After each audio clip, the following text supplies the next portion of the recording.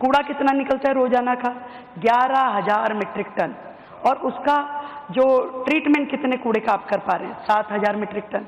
तो रोजाना का 4,000 मीट्रिक टन कूड़ा जब खड़ा होगा और पुराना 280 लाख मीट्रिक टन कूड़ा आपका लीगेसी वेस्ट था, तो आप बताइए कैसे आपने योजना बनाई, क्या काम किया?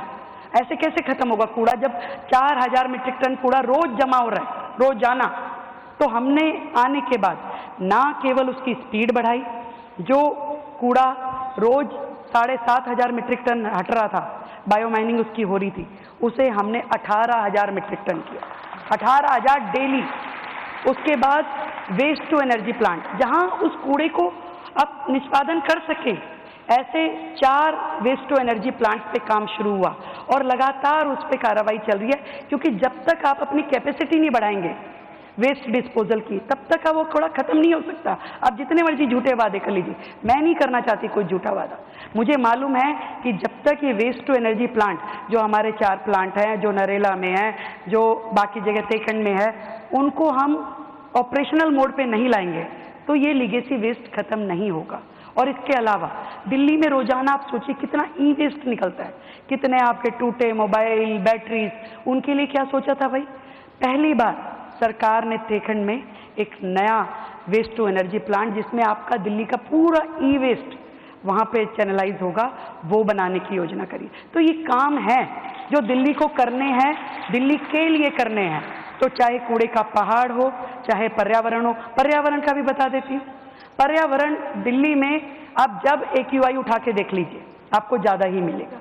तो दिल्ली, पिछली सरकारें क्या कर रही थी भाई? उन्होंने कहा कि हम ऑड इवन कर रहे हैं, इससे खत्म हो जाएगा। क्या ऑड इवन से पॉल्यूशन खत्म हो रहा है? आप चलाते थे, अगर वाटर स्प्रिंकलर चलाया आपने मात्र 2 महीने सर्दी के, अरे पॉल्यूशन तो 12 महीने का है। आप जनवरी से लेकर दिसंबर तक पॉल्यूशन चलता है। आज गर्मियों में भी पॉल्यूशन लेवल हाई होता है। तो आपकी क्या योजना थी? कोई योजना नहीं थी। पहली बार हमारी सरकार आने के बाद हमने एक विस्तृत योजना के माध्यम से, दिल्ली में 250 वार्ड है, 70 विधानसभा हैं, तो 250 के 250 वार्डों पे 4-4 मशीनें पर वार्ड वाटर स्प्रिंकलर की, जिसमें इंटीग्रेटेड स्मोक गन्स हैं, वो मशीनें हमने ऑर्डर देके मंगवाई है, ताकि 12 महीने वहां काम चले, कभी भी पॉल्यूशन लेवल जो है हाई ना हो। और जितनी दिल्ली में हाई राइज बिल्डिंग है, उन सब पे हमने स्प्रिंकलर्स लगाने की योजना बनाई, ताकि एक ऊंचे लेवल से वहीं से आपका डस्ट पार्टिकल्स जो है वो नीचे हो। हमने दिल्ली में EV पॉलिसी, यानी कि पब्लिक ट्रांसपोर्ट जो है हमारा पूरा का पूरा इलेक्ट्रिक मोड पे आए, इसके लिए हमने अभी 400 बसें लॉन्च करी, जिसका नाम हमने देवी रखा।